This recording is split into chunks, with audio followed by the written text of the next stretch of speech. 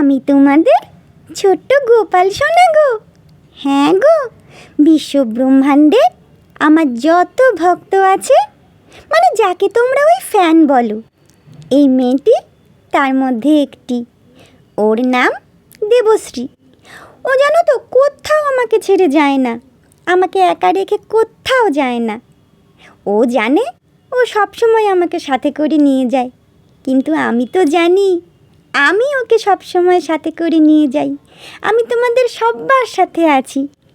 তোমরা বাকি গল্পটা ওর মুখ থেকে শোনো, কেমন?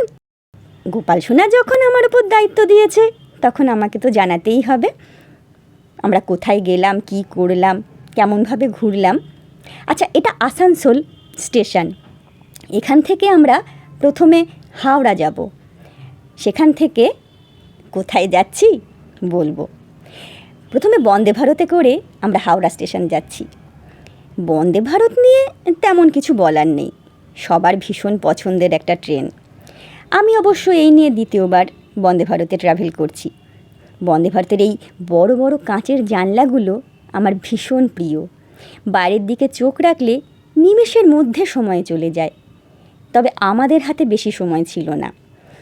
আসানসোল থেকে হাওড়া যেতে ওই মোটামুটি বন্দে ভারতে ঘণ্টা তিনেক সময় লাগে। আর এই ঘণ্টা তিনেক চোখের নিমেষে কেটে যায়। তার মধ্যে আবার দুপুরের টাইম, লাঞ্চ ইনক্লুডেড ছিল টিকিটের সাথে, তাই দুপুরের খাবারের চিন্তাটা আমাদের আলাদা করে করতে হয়নি। দেখতে দেখতে খাবার চলে এলো। খাবারের মধ্যে ছিল ভাত, রুটি, সাথে ফুলকপির তরকারি, ডাল, আর যেহেতু ননভেজ তাই চিকেনের একটা প্রিপারেশন ছিল, সাথে টক দইও ছিল, মানে হেলদি ডায়েট যাকে বলে।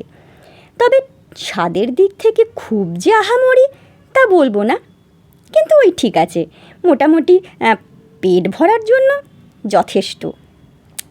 তবে যেটা সমস্যা হয়েছিল, আমাদের সিটগুলো পড়েছিল আলাদা আলাদা, একটাও উইন্ডো সিট পড়েনি। তো আমার মেয়ের পাশে যিনি বসেছিলেন উনি একজন বয়স্ক মানুষ ছিলেন। তো ন্যাচারালি খাবার যখন আমরা সার্ভ করি একটু অসুবিধা হয়, একসাথে টিকিট পড়লে বা একসাথে সিটটা পড়লে নিজেদের মধ্যে একটু শেয়ার করতে সুবিধা হয়, সেটা একটু অসুবিধাজনক, কিন্তু কিছু তো করার নেই, যেখানে সিট পড়বে সেখানেই অ্যাডজাস্ট করতে হবে। যাই হোক, ফিরে আসি। ও ভালো কথা, যে কাণ্ডটি আমি করেছিলাম, বন্দে ভারতের স্পিড এত বেশি, তাই হঠাৎ করে ব্রেক কষেছিল মাঝখানে, আমার ডালের বাটিটা গেছিলো উল্টে, সে এক যাচ্ছে তাই কাণ্ড, কি বলবো। কিন্তু যা হোক, পরে অনেক টিস্যু পেপারের দয়ায় জায়গাটাকে আমি ঠিকঠাক করে ম্যানেজ করতে পেরেছি। এটাই হচ্ছে একটা সমস্যা, মানে কোনো একটা ঘটনা যে কোনো সময় ঘটে যেতেই পারে, যেখানে আলাদা আলাদা করে বসা হয়। ঠিক আছে, তো অতটা অসুবিধা কিছু হয়নি।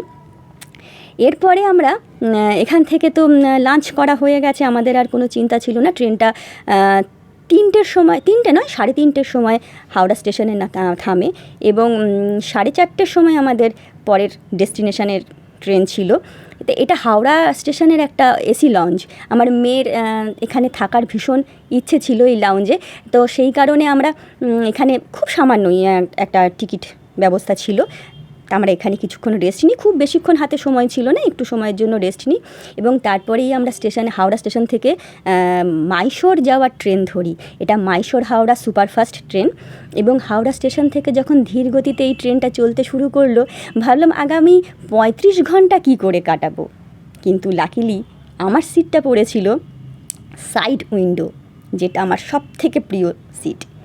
এই জানলার ধারে বসে 35 ঘন্টা কেন, 35 যুগ আমি কাটিয়ে দিতে পারি। দেখুন কি সুন্দর পাশাপাশি দুটো ট্রেন একই গতিতে যাচ্ছে। রেল লাইনের এই পথগুলো দেখলে কেন জানি না আমি আমাদের জীবনের পথগুলোর সাথে বড্ড মিল খুঁজে পাই। দেখুন, প্রত্যেকটি লাইন একই রকম দেখতে, কিন্তু প্রত্যেকের ডেস্টিনেশন আলাদা আলাদা। কীরকম একটা দার্শনিক কথা বলে ফেললাম, তাই না? যাই হোক, ওই দেখুন আরেকজন ওপরে বসে কি যেন করছে। কি করছে জানেন? নিজের পছন্দের চরিত্রের চিত্রায়ন করছেন। এদিকে আরেকজন কি করছেন সেটা উনিই জানেন। আমি এদিকে বসে বসে প্রকৃতির অপরূপ সৌন্দর্য উপভোগ করছি। দেখতে দেখতে সামনে কোলাঘাট পাওয়ার প্ল্যান্ট চলে এলো। পাওয়ার প্ল্যান্টের সাথে আমার বহু পুরনো সম্পর্ক। দেখলেই মনের ভেতরটা কেমন যেন করে ওঠে। দেখতে দেখতে সূর্য ডুবে গেল, রাতের অন্ধকার চুপ করে চলে এলো। প্রকৃতি এক জায়গা থেকে আরেক জায়গায়, আরেক জায়গা থেকে আরেক জায়গায়, চলার নামই তো জীবন, তাই না? এর মধ্যে রাতের খাবার সার্ভ হয়ে গেল। রাতের খাবার আমরা অবশ্য ট্রেন থেকেই নিয়েছিলাম। রাতের খাবারে ছিল ভাত, ডাল আর 2 রকমের তরকারি। ভেজ খাবারই অর্ডার দিয়েছিলাম। লম্বা জার্নি, সুস্থ থাকতে হবে তো। সাথে ছিল টক দই আর একটা ছোট্ট আচারের প্যাকেট। খুব যে সুস্বাদু বা উৎকৃষ্ট মানের বলবো না, তবে মন্দ ছিল না, বেশ চলে যাওয়ার মতোই। তারপর রাত এবং পরের দিন সকাল। ঘুম থেকে একটু বেলা করে উঠেছিলাম। ওঠার পরে হঠাৎ সাক্ষাৎ হলো কাবেরীর সাথে। কাবেরীকে দক্ষিণ ভারতের একটি নদী। বইয়ের পাতায় পড়েছি, ভূগোলের পাতায় পড়েছি, কিন্তু দক্ষিণ ভারত কয়েকবার ঘুরলেও কাবেরীর সাথে কখনো সাক্ষাৎ হয়নি। এইবার প্রথম। এত সুন্দর!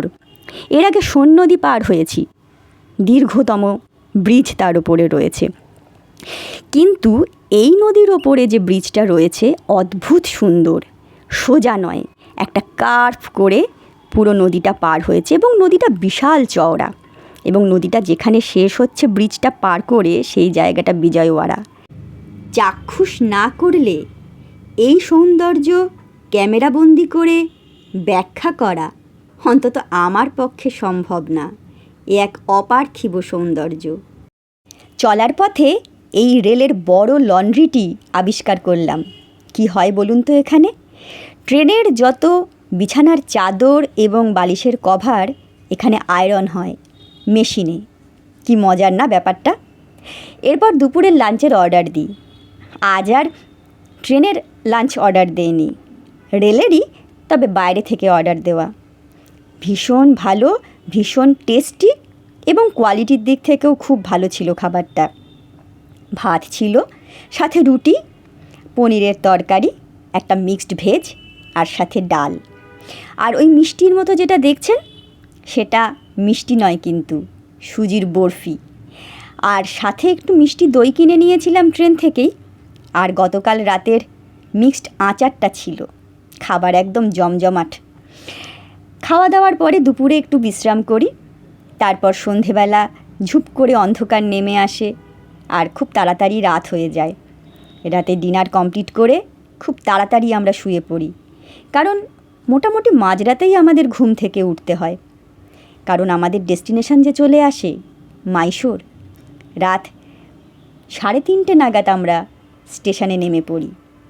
তারপর কি হলো বলবো, তার জন্য একটা ছোট্ট অপেক্ষা আপনাদের পাওনা রইল। খুব তাড়াতাড়ি আসবো দ্বিতীয় পর্বে। ততক্ষণের জন্যে নমস্কার।